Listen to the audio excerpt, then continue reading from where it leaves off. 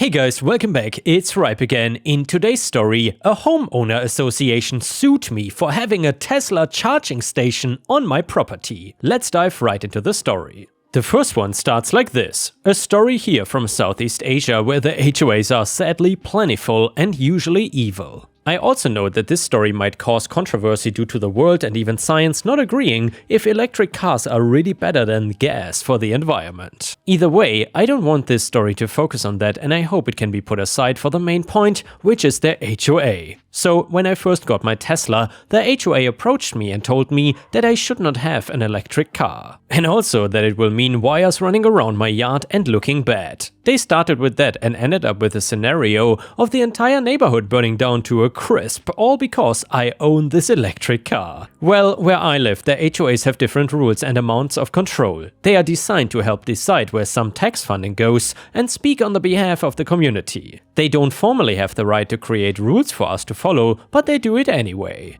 Breaking the rules can get you in some annoying situations with them. Our HOA did not actually have rules against electric cars, so they couldn't really do anything about me getting one or keeping it. The rules were old and written before the big electric car craze. I did not see a big deal, and it wasn't as if I was trying to stretch a cord across a street or anything. My car was gonna be right next to where I plugged it in. Still, they wanted to have a huge fight with me about it. I'm the kind of person that you don't want to mess with, because I will come at you even harder. They gave me problems for weeks and went so far as to unplug my car when I was sleeping, so I would not be able to drive to work in the morning. Very immature and childish, but now it was my turn to bite back. I noticed other people in the area were getting electric cars, but charging them was not as simple.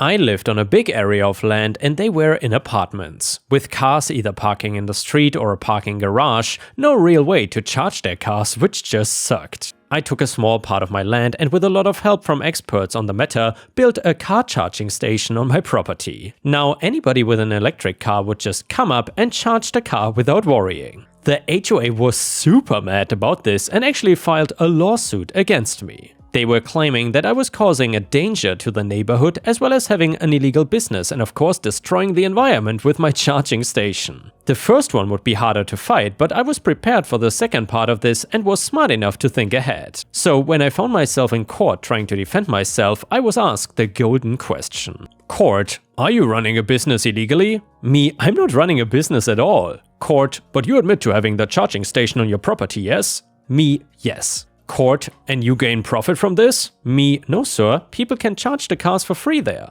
I don't charge anything, I just want to give back to the community. Yeah, I knew that if I was going to ask for money I would need permits, licenses, etc. and it was true that I did not charge people anything for this. However, that did not stop them from giving me gifts such as food or other things. That was just them being kind back and helping the community run. Not only did it save me from getting in trouble, but it looked good too in court. That I was doing the HOA job of helping the community instead of them. The harder thing was that the HOA was claiming that I posed a serious danger to the neighborhood. For this, they came in with a big shot lawyer and a ton of studies that I didn't understand in the slightest. I'd gotten the area checked out as my lawyer suggested, but that didn't seem good enough for the HOA. HOA, studies have linked explosions with electric car batteries and even charging stations. The Teslas in the neighborhood are a danger. NOP is adding to that with a charging station. It needs to be removed for everyone's safety. The HOA is working on trying to get a ban on these cars due to this danger. And well, if you're reading this, it might seem that this is a pretty good argument. I won't lie and say that I know the science or that the Teslas are safe. I do know though that they are safe enough to be legally sold and owned. And I had paperwork that showed the station was tested and deemed safe. The truth of the matter was that the HOA didn't care about safety or any of that stuff. They flat out told me that they thought Tesla cars looked like weird spaceships and didn't give off the vibe for the neighborhood they wanted. Of course, they would lie in court about motives to make themselves look better and have a better chance of winning. They, or at least their lawyer, knew how to play the system, I'll give them that. I could have seen the result going either way, but even if I had to remove the station, it was worth it to cause them hassle. Instead, it was found in my favor that I should keep being able to run the station to allow people with electric cars an easy and accessible way to charge them. The judge also told the HOA as a little advice that any attempt to ban specific cars that were already approved by the government would never hold up if attempted to be enforced. They are just a HOA, not the law. Things don't end here though, because I ended up getting even more revenge on the HOA after finding out about some forms and petitions I could get going. So it would have me forfeiting ownership of that part of my land to the government. In exchange though, the station would be maintained, aka I suppose the charging station, and paid for by funds. The same funds that the HOA gets a say in how it is spent. This means that now they have less because I proved that a charging station is needed and good for the community as a whole. I did not mind losing a tiny bit of land in the battle against the HOA if it meant winning in the long run. Hell, it meant I never had to go far to charge my car, and most people still remember who it was that got the electric car charging station up and running in the first place. I'm sure it won't last forever, but it feels good to be the person that gets a bunch of food and gift cards as a thank you. Never got to be that person before, and I honestly was not trying to gain anything out of it. It was just in my personality to fight the HOA back harder for messing with me. And yeah, Ripe Stars, if you still enjoy the HOA stories, I would very much appreciate it if you could subscribe to the channel if you haven't already, and maybe even like the video, because that would help me tremendously. Either way, the next one is a petty revenge story. Landlord already charged above market rent increased massively when renewing when my family was experiencing medical issues and we couldn't move, and I begged him not to. It turns out the city has laws against that size of rent increase, so I waited until my family health issues resolved, gave early termination notice, and the landlord freaked out as it's really hard to rent in winter. I replied with lawyer's notice on illegal rent increase. He begged me to settle out of court. So we moved out and the landlord had to re-rent for $1,000 lower per month, real market value, and settled out of court for 2 months rent and return of my deposit in full. It cost him about $20,000 for being an a-hole. Edit, I didn't imagine in my wildest dreams that this would blow up. I just wanted to share my victory against an oppressive landlord. Don't want to share everything he did. Thank you for the support. For some folks, mentioning it's not revenge, just enforcing my rights, that it's fair, it just feels like revenge after all this harassment. Also to clarify, it's probably more than 20k. 2 months rent settlement plus and my deposit of 1 month's rent for a total of $15,000 cash. I was paying 5k per month rent. The 1k lower per month he will have to swallow until summer, and then he can fleece the next person. I live in a very high cost of living area. And damn, Ripe Stars, $5,000 rent per month. That must be Manhattan or something. That is an outrageous amount of rent to pay, honestly. Either way, the next one is a malicious compliance story. I live in a very quiet suburban neighborhood with lots of active neighbors. Joggers, bikers, dog walkers, baby strollers, kids playing ball in the street, etc. The speed limit is 25 miles per hour, but when I see lots of foot traffic on the sidewalks, I bring it down to 15 miles per hour or even 10 miles per hour if I see a big group of kids playing in the street. So there's this sweet group of kids who play basketball in the middle of the street 8 doors down from my home. When they see cars approaching, they move to the curb and wait for the cars to pass before resuming their game. One day I was driving home from work and I saw the kids out playing and their mother was on the front lawn talking with another adult. I slowed down to 10 miles per hour and went to the complete opposite side of the street as I crept by. A little while later she knocked on my door and complained about how fast I was driving and that I could have harmed her precious children. I said, the speed limit is 25 miles per hour and I was going 10 miles per hour. How much slower do you want me to go? She said, I don't care, just slow down or else I'm gonna call the police. I have a doorbell camera so I can see you every time you drive by. Okay, crazy lady, whatever you say. The next day the kids were outside playing in the street again. I slowly approached, came to a full stop, and then I took my foot off the brakes and let the car crawl at 1 mile per hour. The kids stared at me all confused as it took me an entire minute to pass through their makeshift basketball court. I continued to do this a few more times until one day the mother came and knocked on my car window as I was crawling by. I lowered my window and asked if there was a problem. She said, why are you going so slow? Are you stalking my children? I said, no, of course not. You demanded that I slow down, so I am. And I rolled up my window and went on my way. She comes banging on my door again and says, don't get smart with me, now you're going too slow. I said, are you saying that going 10 miles per hour is okay now? Because if you don't like it, you can call the police. She huffed and crossed her arms and stomped off my porch. And the next one is an Am I the A-hole story, complete with a final update, so please watch until the end. So I, 28 female, have a niece, 16 female. She is my only sister's only child. 2 years ago I married a very wealthy man, 34 male, and because of the pandemic, last Christmas was my first one with my in-laws. Basically, my mother-in-law gifted me a coat that is worth more than $20,000. I saw her wearing it, asked her where she bought it, and she said that it will be my Christmas gift from her. I did not know how much it was. I knew it was expensive, but I thought maybe $3,000 at most.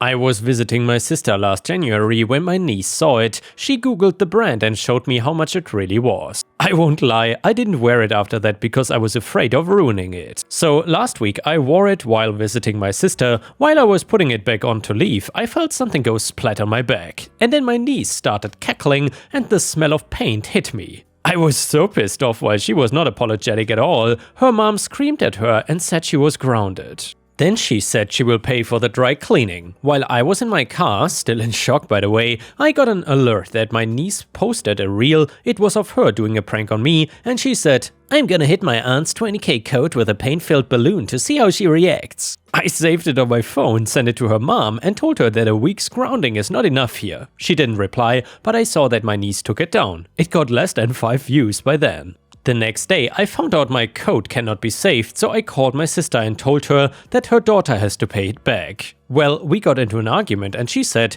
that they will not be paying it, and if I wanted a new one, I should get my husband to buy it for me. I think that they should pay for it. They can afford to. In my opinion, they should sell my niece's car and pay me back my money. We did not reach an agreement, so I told her that I will be suing and reminded her that I have video evidence that her daughter, A, did it on purpose for online clout, and B, knew exactly how expensive it was. People in my life are not objective at all. I have some people calling me an a-hole, some saying they are the a-holes for not buying me a new one, and some so obsessed with the price of the coat that they are calling me an a-hole for simply owning it and wanting a new one. So Reddit, am I the a-hole? And yeah, ripe stars, let me know what you think about this in the comments. I would say OP is definitely not the a-hole because demanding consequences for something someone else did does not make you automatically an a-hole. Obviously, the niece, or at least her family, needs to face consequences for this. Anyway, Reddit said, nope, not the a-hole. She knew precisely what she was doing and deserves to now learn exquisite consequences of her horrid actions. I do have to ask though, what makes a coat worth 20k? Doesn't matter for judgment, but I'm just morbidly curious. Comment number 2, not the a-hole. The title had me leaning towards you being the a-hole, but then I changed my mind when reading the rest. Your niece is entitled as F, she looked up how expensive the coat was, showed you how expensive it was,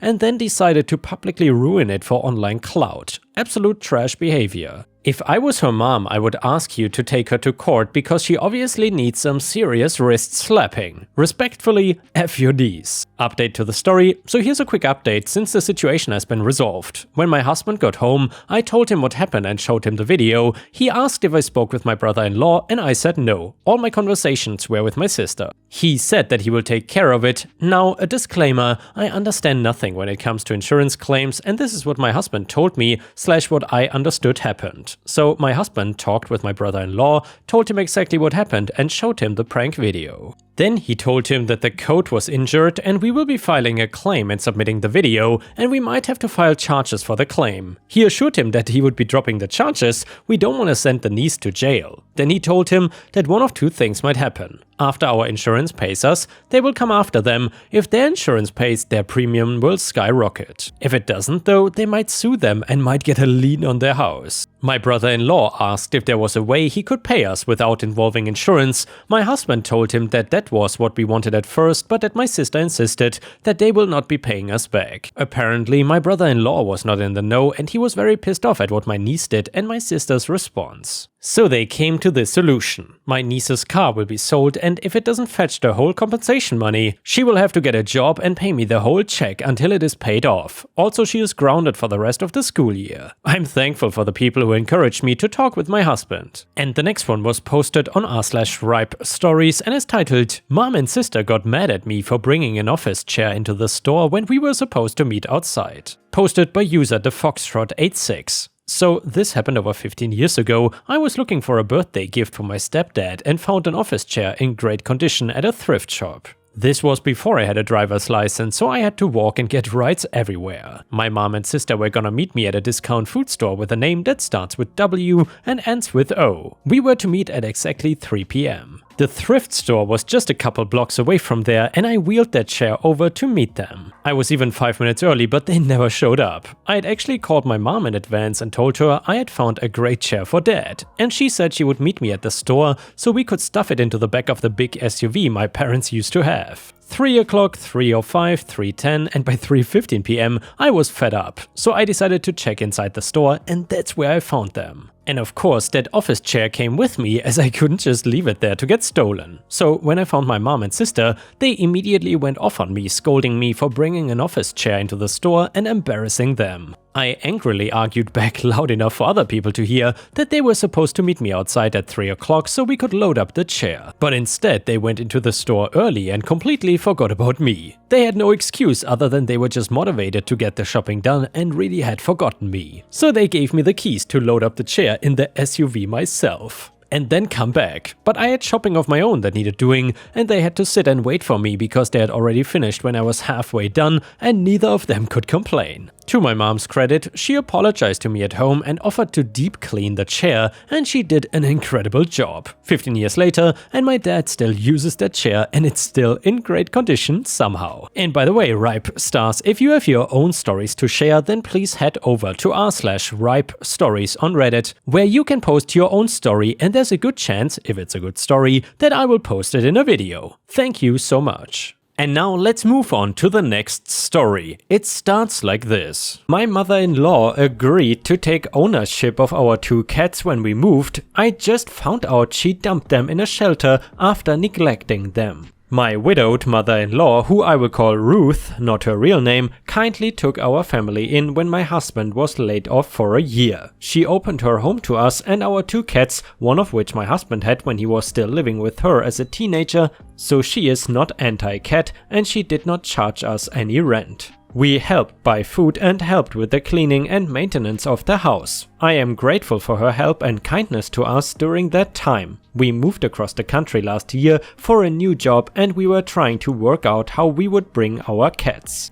They both freak out on car trips and even just to the vet and back, so we were looking into drugging them for the 20+ hours of travel, which is a bit scary in itself. Ruth offered to keep the cats. We thought they would be happy staying in a familiar place and we thought she would be less lonely if she had them for company. It seemed like a win-win and we knew we would be back to visit her and them. Shortly after we moved, we found out she had them declawed. We were horrified. We would never declaw a cat, especially not 2 indoor-outdoor cats who need their claws for climbing and protection against other animals. My husband confronted her about it and she said they were fine, that one of them had started scratching her couch. We asked if she had tried moving their scratching post in front of the couch and she said she had thrown it away because it was old and torn up. She could not seem to grasp that she was to blame for the cat scratching the couch in the first place. We were angry, but the deed was done, so we tried to move on. We went back to visit for Christmas. It was over 8 months from their declawing operations and the cats still could barely stand to walk on their paws. They minced along so painfully it was hard to watch. They had both gained a huge amount of weight, partly from not being able to walk without pain and partly from the fact that she had switched them over to the cheapest possible food and just left a huge bowl of it out at all times instead of feeding them on the schedule we used to have in place for them. They were so overweight they could no longer groom themselves properly, and I'm sure their weight made walking even more painful on their poor little mutilated paws. We had flown in for Christmas with our daughter and we had no money at all to try to take them back with us. We began contacting different family members to see if someone else would take the cats. But there were no takers. We had to fly back home and leave them there, and it was gut-wrenching. Believe me, I regret that decision very much. We decided to drive back over our daughter's spring break in March and get the cats and bring them home. We knew there was no way to undo what had been done to their paws, but we thought we could at least get them to a healthy weight again and see what a vet could do about the pain. Then the virus hit, interstate travel was no longer an option, we were under stay-at-home orders, our state is just now starting to open up, and we called Ruth to make our delayed plans. She said she no longer has the cats, she took them to the animal shelter, they contracted a bad case of fleas, because she didn't want to buy the expensive flea drops we had always used, and she got sick of having fleas in her house, so she got rid of the cats. I am so angry, I am heartbroken, I am grieving, this is a no-kill shelter and they were dropped off over a month ago. 2 obese dirty cats who cannot walk right and have fleas during a pandemic, it is pretty obvious what has become of them. I am furious at my mother-in-law and at myself and my husband for leaving the cats with her. I cannot stop crying, my husband is angry and upset too, but he feels like since there's nothing we can do to change what has happened, we should try to move on and continue our relationship with his mother as if nothing has happened. I don't know if I can do that, I don't know how to do that, any advice would honestly be so appreciated right now. Update, I found the cats, I was able to contact the shelter through social media and they called me. The cats were dropped off right before the shelter closed to the public due to the virus concerns and the shelter is not reopening to the public until July 1st. Because of this, they were not dealing with as much overcrowding as usual this time of year and they were not euthanizing as many animals. My babies have already lost some weight in their care and their quality of life has improved. We are going to start the 2-day drive today so we can pick them up right when the shelter opens on Wednesday. We will not be informing mother-in-law that we are even in town.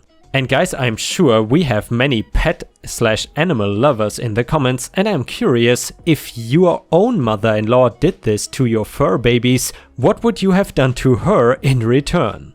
I would have definitely been extremely angry if someone treated my pets like this. And with this, we have reached the end of the video. However, if you cannot get enough of my content, please check out my endless playlist, where you can find thousands of hours of content. In addition, please don't forget to subscribe to my channel to not miss any of my daily uploads. Thank you so much in advance, and I hope to see you again tomorrow.